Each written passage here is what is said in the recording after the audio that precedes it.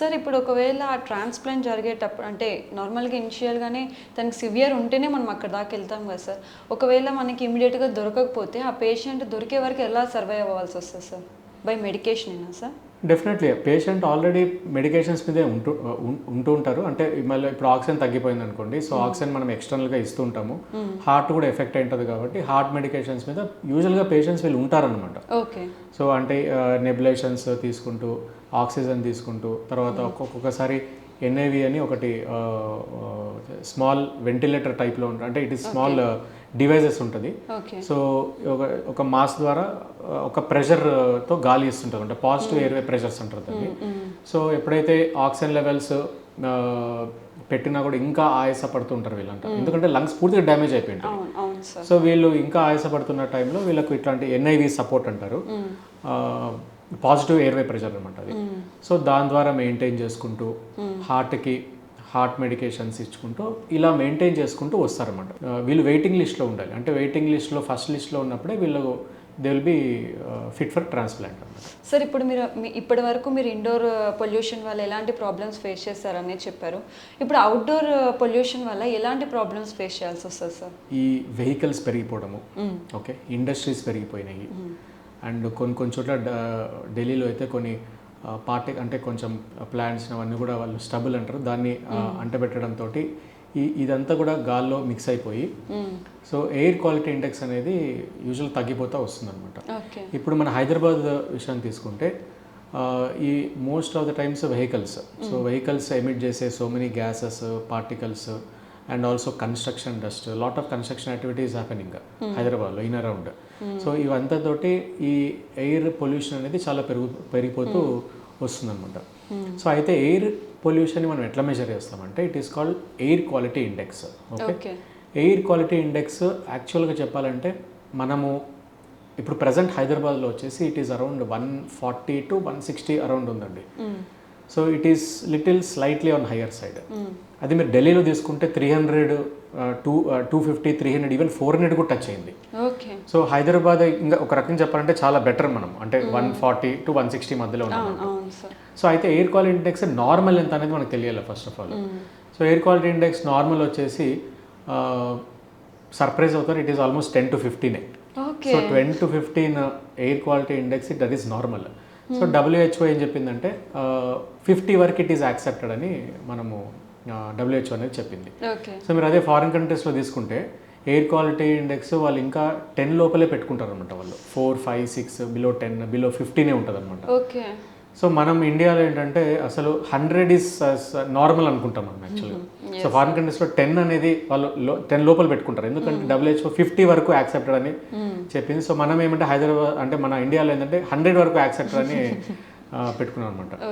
So ఇప్పుడు అంటే యూజువల్గా ఎప్పుడైతే 140 to 160 అట్లా ఉన్నప్పుడు యూజువల్గా మనం we go for a morning wax, అంటే ఎస్పెషల్లీ వింటర్స్. ఈ టైంలో రిస్క్ చాలా ఎక్కువగా ఉంటుంది, ఎందుకంటే వింటర్లో ఏంటంటే చల్లగాలితో పాటు ఆ స్మాగ్ అంతా, డస్ట్ పొల్యూటెడ్ అంతా కూడా అదంతా మనం గాలి పీల్చుకోవడంతో మనకు యూజువల్గా ఈ థ్రోట్ ఇన్ఫెక్షన్స్ కానీ ఈ లంగ్ డ్యామేజ్ అనేది మనము స్లోగా చూస్తూ ఉంటాం అనమాట. సో యాక్చువల్గా అయితే మనం ఇక్కడ ఎయిర్ క్వాలిటీ ఇండెక్స్ ఎట్లయితే మెజర్ చేసామో అట్లాగే గాలిలో కూడా పార్టికల్ సైజ్, అంటే మనం ఎంత పార్టికల్ సైజ్ మనము తీసుకుంటే మనకు లంగ్ డ్యామేజ్ జరుగుతుంది అనేది more important. Okay, particle size అంటే పార్టికులేట్ మ్యాటర్ PM 2.5, PM 10 అని మీరు న్యూస్ పేపర్స్లో కానీ ఎక్కడైనా లిటరేచర్లో చూస్తే ఖచ్చితంగా దీని మీద ఖచ్చితంగా మెన్షన్ చేస్తుంటారు. ఒకటి ఎయిర్ క్వాలిటీ ఇండెక్స్ మీద మెన్షన్ చేస్తారు, ఇంకోటి పార్టికులేట్ మ్యాటర్ అంటే PM 2.5, PM 10 అని కూడా మెన్షన్ చేస్తుంటాం. సో ఈ PM 10, PM 2.5 ఏంటంటే మన ఎయిర్వే విండ్ పైప్ ఏంటంటే మనకు 10 పార్టికులేట్ మ్యాటర్, అంటే ఆ పార్టికల్ సైజ్ అనమాట నేను మెన్షన్ చేసేది 10 మైక్రాన్స్. సో 10 మైక్రాన్స్ ఒక పార్టికులేట్ మ్యాటర్ మనం గాలి తీసుకుంటున్నప్పుడు మన నోస్, మన థ్రోట్ ఫిల్టర్ చేసేస్తుంది. బికాస్ 10 సైజ్ అనేది లోపలికి యూజువల్గా ఎంటర్ కాదు. బికాస్ నోస్లో మనకి హెయిర్ లైక్ స్ట్రక్చర్ ఉంటుంది, లోపల మ్యూకస్ ఉంటుంది, సెక్రీషన్స్ లాగా ఉంటుంది కదా. ఇవన్నీ ఏం చేస్తుందంటే పార్టికులేట్ మ్యాటర్ 10 సైజ్ ఉండే దాన్ని ట్రాప్ చేసేసి అక్కడి నుంచి లోపల పోనీయదు అనమాట. సో అయితే లోపల పోయే పార్టికల్స్ ఏంటంటే 5 మైక్రాన్స్. సో 5 కంటే తక్కువ ఉండే మైక్రాన్స్ అంతా కూడా మనకు ఈ విండ్ పైప్ లోపలికి వెళ్ళిపోయి కింద అంటే మనకు large airways, small airways and alveolus అంటారు. అల్యూలియస్ అంటే అక్కడే యూజువల్గా మనకు ఆక్సిజన్ ఎక్స్చేంజ్ జరుగుతుంది. మనం తీసుకునే గాలి ఆక్సిజన్ బ్లడ్లోకి ఎలా వెళ్తుంది అంటే త్రూ అల్యూలియస్ అంటారు అనమాట. It is like some small balloon grapes like structure. So అక్కడ నుంచి ఆక్సిజన్ అనేది బ్లడ్లోకి షిఫ్ట్ అవుతుంది.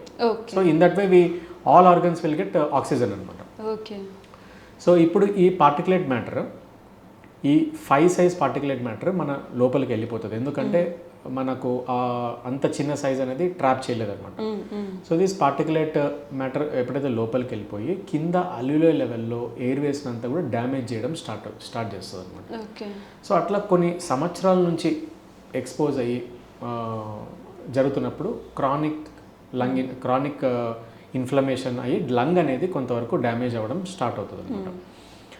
సో మనకు ఇప్పుడు పార్టికులేట్ మ్యాటర్ ఎంత చిన్నగా ఉంటే అంత లంగ్స్ డ్యామేజ్ అవ్వడం స్టార్ట్ అవుతుంది అనమాట. ఇప్పుడు స్మోకింగ్లో తీసుకుంటే మీరు పార్టికులేట్ మ్యాటర్ 5 కాదు, 2 కాదు, ఈవెన్ లెస్ దెన్ 1 మైక్రాన్ కూడా ఉంటుంది. సో ఎంత చిన్నగా ఉంటే, ఇందాక అనుకున్నట్టు ఎంత చిన్నగా ఉంటే పార్టికల్ మ్యాటర్ అంత డ్యామేజ్ చేయడం స్టార్ట్ అవుతుంది. So less than 1 micron particles ఏంటంటే బ్లడ్లో కూడా అంటే లంగ్స్ ద్వారా వెళ్ళి అక్కడ నుంచి బ్లడ్లోకి షిఫ్ట్ అయ్యి సో బ్లడ్ అంతా కూడా బ్లడ్ వెజల్స్ని కూడా డ్యామేజ్ చేసుకుంటూ వెళ్తుంది. సో అందుకే స్మోకర్స్లో మీరు స్ట్రోక్స్ ఎక్కువ చూస్తాము, అండ్ హార్ట్ డిసీజెస్ చూస్తాము, క్యాన్సర్ చూస్తాము. ఎక్కడైనా క్యాన్సర్ వచ్చే అవకాశాలు ఉంటుంది వాళ్ళకి. లంగ్స్ అనే కాదు, బ్లాడర్ క్యాన్సర్ రావచ్చు, స్టమక్ క్యాన్సర్ రావచ్చు, తర్వాత మౌత్ క్యాన్సర్స్ రావచ్చు. సో ఎక్కడైనా వచ్చే అవకాశాలు ఉంటుంది అనమాట. సో ఇక్కడ particulate matter very important. So 2.5 microns కంటే తక్కువగా ఉండి మనం ఆ గాలి పీల్చుకుంటుంటే మనకు క్రానిక్ లంగ్ డ్యామేజ్ జరగడం అనేది మనం యూజువల్గా చూస్తాం అనమాట. సో ఎయిర్ క్వాలిటీ ఇండెక్స్ 50 కంటే తక్కువ ఉంటే then we are breathing very good air. So అంటే మనం యూజువల్గా ఏంటంటే మనం గాలి తీసుకోవడం అనేది ఒక 14 to 15 టైమ్స్ మనము గాలి తీసుకుంటుంటాం, రైట్? అవును సార్. అట్లాగా మొత్తం డేకంతా తీసుకుంటే ఎన్నిసార్లు గాలి తీసుకుంటాం అంటే మోర్ దాన్ 22,000 టైమ్స్ మనం గాలి తీసుకుంటాం. అంటే ఎయిర్ అంత తీసుకుంటాం మనం లోపలికి. So that is why the air we breathe is very very important. ఇంత పొల్యూటెడ్ ఎయిర్, ఇంత పార్టికులేట్ మ్యాటర్ 2.5 కంటే తక్కువగా ఉన్న పొల్యూషన్ని మనం గాలి తీసుకుంటూ ఉంటే సో మన లంగ్స్ కూడా అంత రిస్క్లో ఉన్నట్లే అనమాట. ఓకే. సార్ ఇందాక మీరు ఇండోర్ పొల్యూషన్ గురించి చెప్పారు కదా సార్. అప్పుడు అంటే ఆ సిచ్యువేషన్ మాట్లాడుకుంటే మనం చాలామంది ఇళ్లల్లో ఎయిర్ ఫిల్టర్స్ అని చెప్పేసి పెట్టుకుంటూ ఉన్నారు. అవి ఎంతవరకు సపోర్ట్ చేస్తాయి సార్? నిజంగానే ఆ ఫిల్టర్స్ పెట్టుకోవడం వల్ల ఎయిర్ పొల్యూషన్ అనేది తగ్గుతుందా ఇండోర్లో? అంటే మేము యూజువల్గా చాలా కామన్గా అడుగుతుంటారండి ఇప్పుడు, ఎస్పెషలీ ఈ ఆస్తమా పేషెంట్స్ కానీ సిఓపిడి పేషెంట్స్ అట్లా యూజువల్గా లంగ్ డిసీజ్ ఉండే వాళ్ళలో ఈ కామన్ క్వశ్చన్ అవుతుంది, ఎయిర్ ఫిల్టర్స్ హెల్ప్ అవుతుందా లేదా అనేది. సో ఎయిర్ ఫిల్టర్స్ ఏంటంటే ఇప్పుడు ఎయిర్ ప్యూరిఫైయర్స్ ఏంటంటే అంటే ఒక పర్టికులర్ ఈ రూమ్ అనుకోండి, ఒక 180 స్క్వేర్ ఫీట్ 200 స్క్వేర్ ఫీట్ వరకు అది ఫిల్టర్ చేయగలుగుతుంది. అది కూడా దాంట్లో పార్టికులేట్ మ్యాటర్ గురించి మనం మాట్లాడుకున్నట్టు 2.5 మైక్రాన్స్ కంటే తక్కువ పార్టికల్స్ని అది ఫిల్టర్ చేయలేదు అసలు. ఓకే. సో ఈ ఎయిర్ ప్యూరిఫైయర్స్ ఏంటంటే కొంతవరకు ఒక చిన్న రూమ్కి మనం ప్యూరిఫై వరకు అంటే చేయగలుగుతుంది ఖచ్చితంగా. కానీ మొత్తం హౌస్ అంతా పెట్టుకోవాలంటే it is again affordability issue.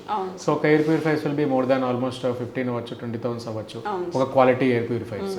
So అట్లా ఇంట్లో అంతా పెట్టుకుంటే ఒక 1 lakh పెట్టి మనం ఇంట్లో అన్ని ఎయిర్ ప్యూరిఫైర్స్ పెట్టుకున్నా కూడా ఓన్లీ 2.5 మైక్రాన్స్ వరకే అది ఫిల్టర్ చేయగలుగుతుంది. అంతకంటే తక్కువ size particles still will be under risk of breathing that polluted air అనమాట.